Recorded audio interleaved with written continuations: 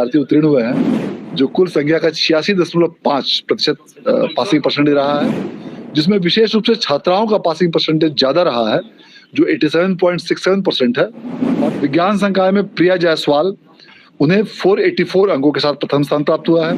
हो गया sir. Matric का रिजल्ट जारी कब होगा सर? मैट्रिक का भी रिजल्ट जारी करने का लक्ष्य जो रखा गया है वो 31 मार्च तक का रखा गया है।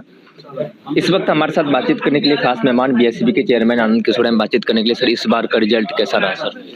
इस बार का रिजल्ट भी काफी बेहतर रहा है, जिसमें कि कुल 12,80,211 विद्यार्थियों में से 11,07,330 विद्यार्थी उत्तीर्ण हुए हैं, जो कुल संख्या का 86.5% पासिंग परसेंटेज रहा है, जिसमें विशेष रूप से छात्राओं का पासिंग परसेंटेज ज्यादा रहा है, जो 87.67% है, और छात्रों का पासिंग परसेंटेज 85.33% रहा है।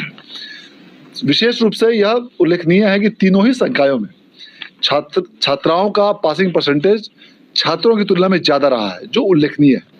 इसके साथ ही जो टॉपर्स हैं, तीनों ही संकायों में छात्राओं ने प्रथम स्थान प्राप्त किया है, जिसमें कि और 8 संकाय में एक छात्र और एक छात्रा ने संयुक्त रूप से प्रथम स्थान प्राप्त किया है।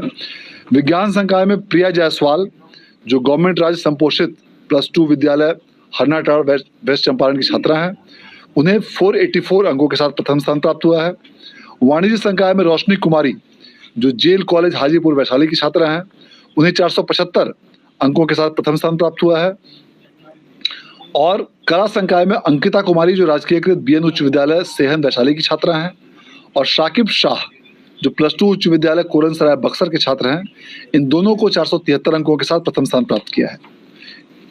सर, बेहद ही कम ही दिनों में मात्र 40 दिनों में बीएसईबी ने इंटरमीडिएट का रिजल्ट जारी किया। सर, देश के उन प्रदेश में से प्रदेश ये शामिल है जो कि सबसे टॉप 1 पे बिहार है, जो कि कम ही दिनों में मात्र 40 दिन में रिजल्ट जारी कर दिया। सर, बिल्कुल, ये लगातार 7वें वर्ष बिहार बोर्ड द्वारा देश में सबसे पहले मार्च के माह में ही इंटरमीडिएट का परीक्षा फल की घोषणा की गई है, और निश्चित रूप से ये हम लोगों के लिए खुशी की बात है। और इसके लिए बिहार बोर्ड द्वारा कई प्रकार के कंप्यूटराइज सॉफ्टवेयर्स अपने स्तर से विकसित किए गए हैं, और कई कंप्यूटराइज प्रपत्र भी हम लोगों ने अपने स्तर से तैयार किया है, जिसमें कि उच्च गुणवत्ता और हाई क्वालिटी के टेक्निक के साथ इन सभी सॉफ्टवेयर्स का और आईटी टूल्स का हम लोग इस्तेमाल करते हैं।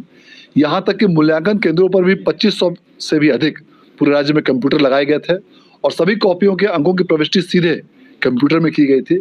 इन सभी प्रयासों और हाई आईटी टेक्निक्स का इस्तेमाल करते हुए परीक्षा फल को गुणवत्ता के साथ सही समय पर प्रकाशित किया गया है, जो निश्चित रूप से हम लोगों के लिए खुशी की बात है। जो सफल छात्र हुए हैं, उन्हें भविष्य के लिए क्या संदेश देना चाहेंगे सर? जो भी विद्यार्थी परीक्षा फल में आज सफल हुए हैं, उन सभी को हम लोग बधाई और शुभकामनाएं देना चाहते हैं।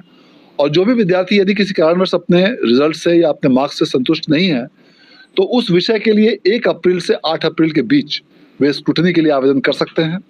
इसके अलावा जो भी विद्यार्थी यदि किसी कारणवश परीक्षा में सफलता प्राप्त नहीं कर पाए हैं, उन लोगों को भी कंपार्टमेंटल के लिए मौका दिया जाएगा, और 1 अप्रैल से 8 अप्रैल तक उसके लिए भी फॉर्म भरे जाएंगे, और उस कंपार्टमेंटल परीक्षा का भी रिजल्ट जारी करने का लक्ष्य 31 मार्च तक रखा गया है, ताकि वैसे विद्यार्थियों का 1 साल बर्बाद नहीं हो, और इसी साल वे किसी भी एजुकेशनल इंस्टीट्यूशन में इसी सत्र में एडमिशन ले सकें। सर, एक आखिरी रिएक्शन रहेगा, इंटर का तो रिजल्ट जारी हो गया सर, मैट्रिक का रिजल्ट जारी कब होगा सर? मैट्रिक का भी रिजल्ट जारी करने का लक्ष्य जो रखा गया है वो 31 मार्च तक का रखा गया है, और उसी मैट्रिक के रिजल्ट की तैयारी के लिए पूरी कार्रवाई की जा रही है।